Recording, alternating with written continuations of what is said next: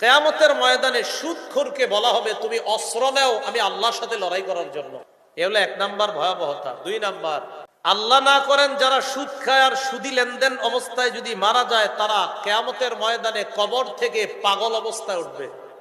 আল্লাহ পাক রব্বুল আলামিন সূরা বাকারার 275 নম্বর আয়াতে বলেন, আল্লাযীনা ইয়াকুলুনার রিবা লা ইয়াকুমুনা ইল্লা কামা ইয়াকুমুল্লাযী ইয়াতাখাব্বাতুহুশ শাইতানু মিনাল মাস। তারা এমন অবস্থায় উঠবে যেন শয়তান তাদেরকে স্পর্শ করে পাগল বানায় দিচ্ছে। যালিকা বিআন্নাহুম ক্বালু ইন্নামাল বাইউ মিসলুর রিবা। এটা এই কারণে তারা বলে ব্যবসা সুদের মতো। আল্লাহ বলেন ওয়া আহাল্লাল্লাহুল বাই'a ওয়া হাররামার রিবা। আল্লাহ ব্যবসাকে হালাল করেছেন, সুদ হারাম করেছেন। তাহলে আপনারা বলেন তো ব্যবসার সুদ কি এক না সম্পূর্ণ আলাদা? ব্যবসায়ী লেনদেনের লভ্যাংশ হালাল, সুদি লেনদেনের লভ্যাংশ হারাম।